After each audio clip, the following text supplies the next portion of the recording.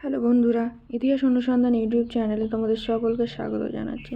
তো আমরা যে এমসিকিউ স্পেশাল সিরিজটা শুরু করেছিলাম তোমাদের মাদ্রাসা সার্ভিস কমিশনের পরীক্ষার জন্য, তো এখানে আমাদের ইতিহাস বিষয়ের ওপরে আজকে যে টপিকটা আছে সেটা হলো মৌর্য যুগ। তো আজকে আমরা মৌর্য যুগের ওপর থেকে গুরুত্বপূর্ণ 25টি কোশ্চেন নিয়ে তোমাদের সামনে আলোচনা করব। তো চলো আর সময় নষ্ট না করে সেই কোশ্চেনগুলো দেখে নেওয়া যাক।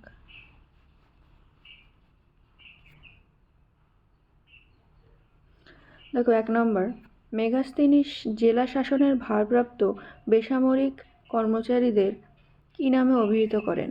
অপশান এ উপদর্শক, অপশান বি এপিস্কোপই, অপশান সি অ্যাগ্রনময়, অপশান ডি ম্যাজিস্ট্রেট। তো মেগাস্তিনিস জেলা শাসনের ভারপ্রাপ্ত বেসামরিক কর্মচারী ছিল তাদেরকে অপশান সি অ্যাগ্রনময় বলে অভিহিত করেন। নেক্সট দেখো, 2 নম্বর কোশ্চেন, মেগাস্তিনিস পাটলিপুত্রের পৌর শাসন ব্যবস্থার ভারপ্রাপ্ত কর্মচারীদের কী নামে অভিহিত করতেন? অপশান এ এপিস্কোপয়, অপশান বি অ্যাগ্রনময়, অপশান সি অস্টিনময়, অপশান ডি ম্যাজিস্ট্রেট। সঠিক উত্তর হবে অপশান সি অস্টিনময়। তো মেগাস্তিনিস পাটলিপুত্রের যে পৌর শাসন ব্যবস্থার ভারপ্রাপ্ত যারা কর্মচারী ছিলেন তাদেরকে অস্টিনময় বলে অভিহিত করতেন। নেক্সট দেখো, 3 নম্বর কোশ্চেন, অর্থশাস্ত্র কত খ্রিস্টাব্দে আবিষ্কৃত হয়? অপশান এ 1905 খ্রিস্টাব্দে, অপশান বি 1906 খ্রিস্টাব্দে, অপশান সি 1909 খ্রিস্টাব্দে, অপশান ডি 1908 খ্রিস্টাব্দে।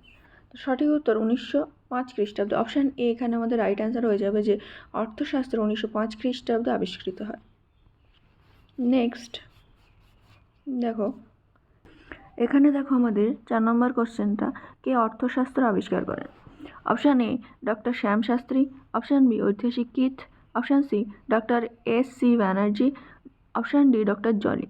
তো অর্থশাস্ত্র আবিষ্কার করেন এখানে আমাদের অপশান এ রাইট অ্যান্সার হয়ে যাবে, option doctor Shyam Shastri. Next দেখো, 5 নম্বর কোশ্চেন কি বলেছে, অর্থশাস্ত্র প্রকাশিত হয় কত খ্রিস্টাব্দে? অপশান এ 1905 খ্রিস্টাব্দে, অপশান বি 1906 খ্রিস্টাব্দে, অপশান সি 1909 খ্রিস্টাব্দে, অপশান ডি 1908 খ্রিস্টাব্দে। সঠিক উত্তর হবে অর্থশাস্ত্র আবিষ্কার 1909 খ্রিস্টাব্দে। অপশান সি এখানে আমাদের রাইট অ্যান্সার হয়ে যাবে। নেক্সট আমরা দেখব 6 নম্বর কোশ্চেন, চন্দ্রগুপ্তের প্রধানমন্ত্রী কে ছিলেন? Option A Kautilya, option B Vishakhadatta, option C Hemachandra, option D Bhadrabahu. সঠিক উত্তর এখানে হবে চন্দ্রগুপ্তের প্রধানমন্ত্রী option A Kautilya. Option A এখানে আমাদের রাইট অ্যান্সার হয়ে যাবে। নেক্সট দেখো, 7 নম্বর কোশ্চেন, অর্থশাস্ত্রে রাষ্ট্রীয় জমিকে কী নামে অভিহিত করা হয়? অপশান এ জনপদ, অপশান বি বহুমুক্ষম, অপশান সি সীতা, অপশান ডি উক্ত কোনোটিই নয়। তো অর্থশাস্ত্রে রাষ্ট্রীয় জমিকে বলা হতো অপশান সি সীতা। তো বন্ধুরা, ভিডিওতে এগিয়ে যাওয়ার আগে তোমাদের কাছে একটাই রিকোয়েস্ট, যে তোমরা যদি এখনও আমাদের চ্যানেলটি সাবস্ক্রাইব না করে থাকো তাহলে অবশ্যই আমাদের চ্যানেলটিকে সাবস্ক্রাইব করে দিও এবং বেল আইকন প্রেস করে আমাদের পাশে থেকো এরকম নতুন নতুন ভিডিও পাওয়ার জন্য। তো দেখো, এখানে আমাদের 8 নম্বর কোশ্চেন, কৌটিল্যের অর্থশাস্ত্রে বর্ণিত সুরঙ্গ শব্দটি কোন গ্রিক শব্দের অপভ্রংশ? অপশান এ সিরাংস, অপশান বি সিরিংস, অপশান সি সিরেঞ্জ, অপশান ডি সিরিঞ্জ। সঠিক উত্তর হবে অপশান বি সিরিংস। নেক্সট দেখো, এখানে আমাদের 9 নম্বর কোশ্চেন, প্রাচীন হিন্দু ব্যবস্থায় এমনটি চন্দ্রগুপ্তের আমলেও হিন্দু রাষ্ট্রের 7টি প্রধান অঙ্গ বা চক্র ছিল, সেই চক্রের শীর্ষে কে থাকত? অপশান এ মন্ত্রী, অপশান বি রাজা, অপশান সি অমাত্য, অপশান ডি দণ্ড। তো প্রাচীন যে হিন্দু ব্যবস্থা ছিল এমনটি চন্দ্রগুপ্তের আমলেও ছিল, সেখানে হিন্দু রাষ্ট্রের যে 7টি প্রধান অঙ্গ বা চক্র ছিল তার শীর্ষে ছিল অপশান বি, এখানে রাজা আমাদের সঠিক অ্যান্সার হয়ে যাবে। নেক্সট দেখো, 10 নম্বর কোশ্চেন, রাজার চক্রের প্রধান বলে তাকে যে নামে অভিহিত করা হলো তা হলো অপশান এ চক্রপাণি, অপশান বি চক্রপ্রধান, অপশান সি শীর্ষচক্র, অপশান ডি চক্রবর্তী। তো রাজার চক্রের প্রধান বলে তাকে অপশান ডি চক্রবর্তী নামে অভিহিত করা হতো। নেক্সট 11 নম্বর কোশ্চেন, চন্দ্রগুপ্তের আমলে রাজা যে উপাধিতে ভূষিত হতো তা হলো অপশান এ চক্রবর্তী, অপশান বি রাজর্ষি, অপশান সি রাজন, অপশান ডি শীর্ষচক্র। তখন আমাদের সঠিক যে অ্যান্সারটা হবে সেটা হলো অপশান সি রাজন। চন্দ্রগুপ্তের আমলে রাজা রাজন উপাধিতে ভূষিত হতো। নেক্সট আমাদের 12 নম্বর কোশ্চেন, চন্দ্রগুপ্তের সাম্রাজ্যের সীমানা। অপশান এ পারস্য থেকে মধ্য ভারত পর্যন্ত, অপশান বি মধ্য ভারত থেকে দক্ষিণ ভারত পর্যন্ত, অপশান সি দক্ষিণ ভারত থেকে সিংহল পর্যন্ত, অপশান ডি পারস্য থেকে দক্ষিণ ভারত পর্যন্ত। সঠিক উত্তর হবে অপশান ডি পারস্য থেকে, দেখো কারণ সঠিক উত্তরে পারস্য থেকে দক্ষিণ ভারত পর্যন্ত। নেক্সট আমাদের 13 নম্বর কোশ্চেন, চন্দ্রগুপ্তের রাজধানী ছিল option A Mathura, option B Tosali, option C Taxila, option D Pataliputra. তো চন্দ্রগুপ্তের রাজধানী ছিল অপশান ডি পাটলিপুত্র। নেক্সট দেখো 14 নম্বর কোশ্চেন, মৌর্য আমলে রাষ্ট্রীয় গুপ্তচরদের কী বলা হতো? অপশান এ এপিস্কোপয়, অপশান বি গুড়পুরুষ, অপশান সি আর্যপুত্র, অপশান ডি মুখ্য। তো এই কোশ্চেনটা তোমাদের কাছে কোশ্চেন করলাম যে কি হবে, অবশ্যই তোমরা কমেন্টে কিন্তু জানিও, এটা তোমাদের কাছে একটা কোশ্চেন থাকলো। নেক্সট কোশ্চেন আমরা দেখবো, অবশ্যই তোমরা কিন্তু কমেন্টে জানিও এর উত্তরটা কি হবে, এটা তোমাদের একটা প্রশ্ন। 15 মৌর্য যুগে প্রদেশকে সম্ভবত কি বলা হতো? অপশান এ জনপদ, অপশান বি সরকার, অপশান সি গ্রাম, অপশান ডি দেশ।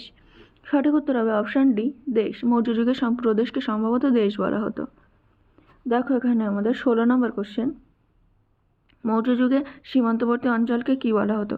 অপশান এ দেশ, অপশান বি জনপদ, অপশান সি প্রদেশ, অপশান ডি গ্রাম। তো মৌর্য যুগে সীমান্তবর্তী অঞ্চলকে বলা হতো অপশান সি প্রদেশ। নেক্সট দেখো 17 নম্বর কোশ্চেন, মৌর্য যুগে গ্রামাঞ্চলকে কি বলা হতো? অপশান এ দেশ, অপশান বি প্রদেশ, অপশান সি সরকার, অপশান ডি জনপদ।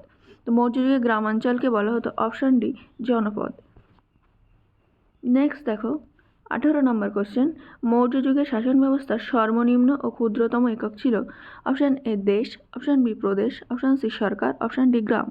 তো মৌর্য যুগে শাসন ব্যবস্থার সর্বনিম্ন ও ক্ষুদ্রতম একক ছিল অপশান ডি গ্রাম।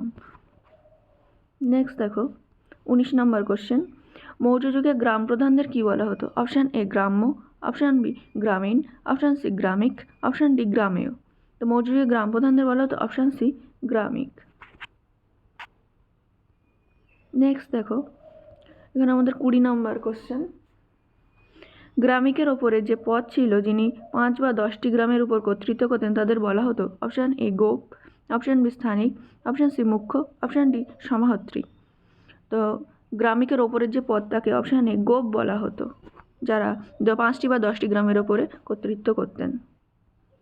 নেক্সট দেখো 21 নম্বর কোশ্চেন, মৌর্য যুগে জনপদের ভারপ্রাপ্তদের 1/4 অংশকে কী বলা হতো?